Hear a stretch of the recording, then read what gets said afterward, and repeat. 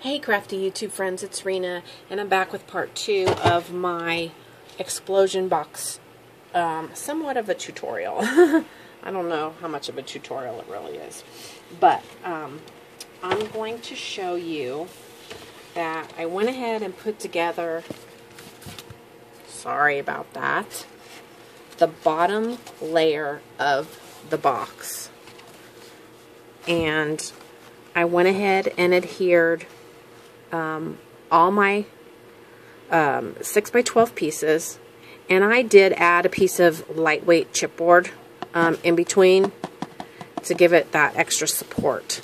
Now, on each one of my outer panels, like I told you, it's better for you to embellish prior to putting all your boxes together. So, these are my outer panels. And like I said, each outer panel is 6x6, so each piece of design paper is 5 3/4 by 5 3/4 for the outside of your box. Alright, so then when you open it up, what I like to do on my larger panels is do a, let me show you with this one, I cut out a piece that is also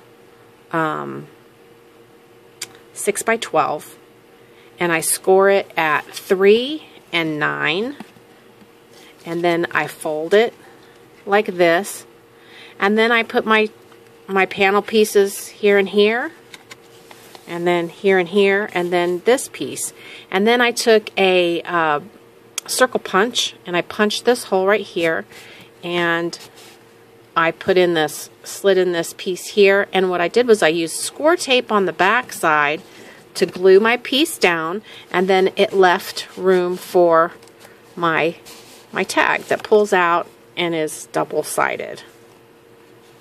So you can find, you know guys, I am so sorry that I keep doing that to you, and Danessa was so sweet and sent me this little tripod, and it has been a salvation, let me tell you. But in doing a tutorial, I really need something different. So I apologize. I keep knocking you guys over. I know somebody told me it felt like they fell off their chair last time I did that. So anyway, I have this. It's both sides. So when you slide it in, basically you have room for 4 large photos on each panel. You have 2 photos on each slider tag, so that is 3 on each panel, 3, 6, 9, 12. So that's room for 12 large photos. And then if you want to put smaller photos in these little smaller panels, or you could journal in these areas. So that is the outer, and as you can see, I did it on each one. So I'm going to set this one aside, or just lay it, I'll just lay it flat because then it's out of the way. And then your next panel is your 5x10, your 4 5x10 pieces. And I glued them together, so there are 4 pieces of cardstock on this square here, and that folds up like that, and that would sit right on top of your 6x6, and then you'd put another piece of design paper here, and then you decorate this however you want. I will tell you, on these outer panels, it's best if you keep that simple. These ones that lay flatter like this, you can embellish those a whole lot more. But I've decided I'm not going to use this piece, so I'm going to save this for another explosion box. But I will show you what I do plan to do. I did my 4x4 here, and what I did with the 4x4 is I magnetic closured, and it opens up like this. So there's room for a photo here, here, and here. And then it closes with the magnetic closure. Oh, this is... Oh, this one's... What did I do here? I did not put paper on top of that one. I'm going to have to add another piece of paper to that one. Oh, I feel like an idiot. See? Even though we've done this before doesn't mean we always get it right. Okay, so there's another one. And another one. Alright. Now, on my outside panels, what I decided to do was add a piece of lace, and then I have another tag for, and I didn't do the other side, but I will. So that's 1, 2, 3 photos, and then 4, 5 photos. So 5 photos for each panel. And when this is adhered down, it's going to stop this tag from sliding all the way through, which is what it's doing now. But you can also put a little, you know, some trim or whatever you want to stop that tag, but it's going to stop when it's adhered.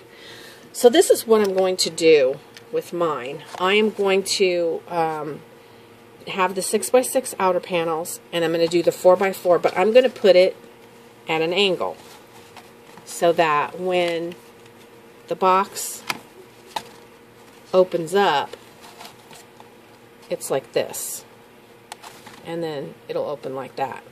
I have something real special I've designed to put here, and I'm going to come back with my final box as my part 3.